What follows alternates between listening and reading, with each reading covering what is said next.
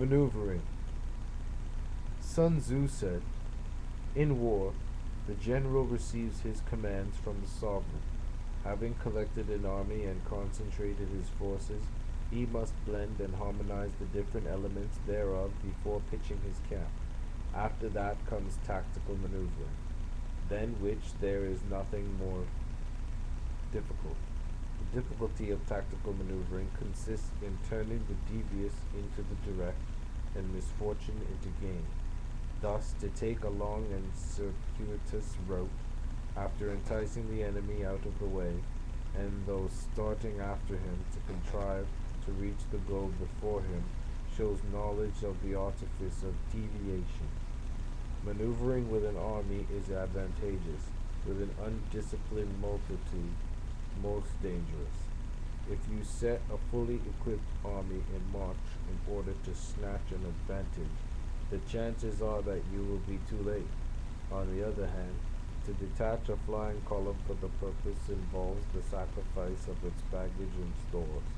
Thus, if you order your men to roll up their buff coats and make forced marches without halting day or night, covering double the usual distance at a stretch, doing 100 li in order to wrest an advantage, the leaders of all your 3 divisions will fall into the hands of the enemy.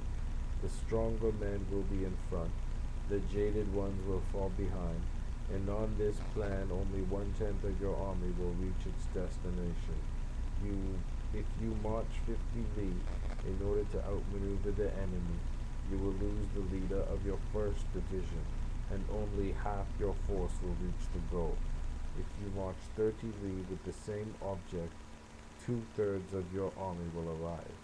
We may take it then that an army without its baggage train is lost. Without provisions, it is lost. Without bases of supply, it is lost. We cannot enter into alliances until we are acquainted with the designs of our neighbors.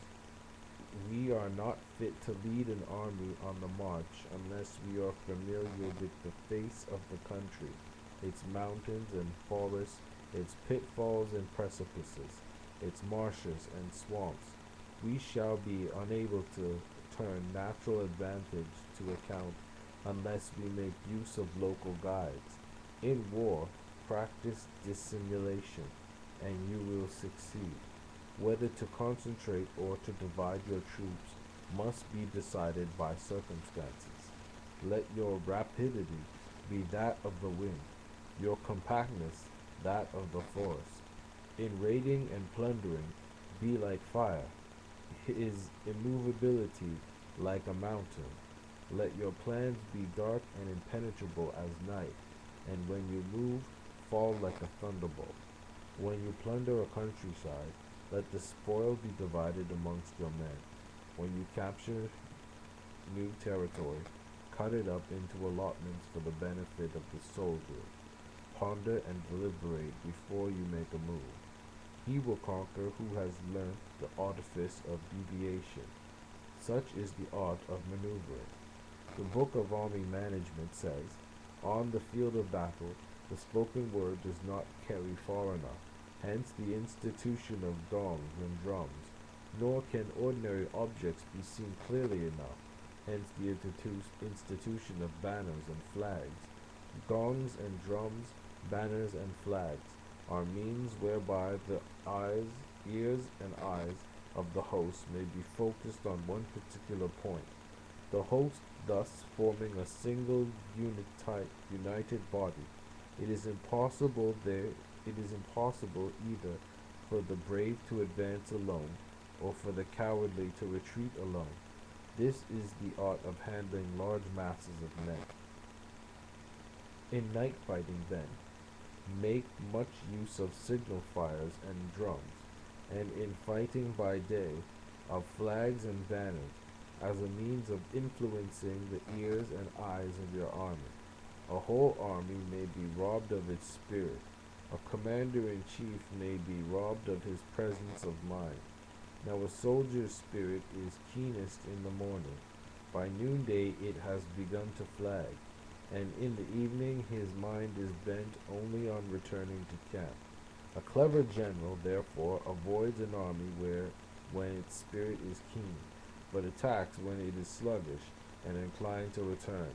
This is the art of studying moods, disciplined and calm, to await the appearance of disorder and hubbub amongst the enemy.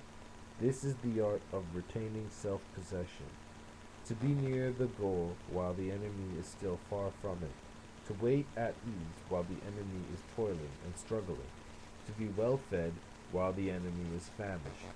This is the art of husbanding one's strength, to refrain from intercepting an enemy whose banners are in perfect order, to refrain from attacking an army drawn up in calm and confident array. This is the art of studying circumstances. It is a military axiom not to advance uphill against the enemy, nor to oppose him when he comes downhill. Do not pursue an enemy who simulates flight. Do not attack soldiers whose temper is keen. Do not swallow bait offered by the enemy. Do not interfere with an army that is returning home. When you surround an army, leave an outlet free. Do not press a desperate foe too hard. Such is the art of warfare.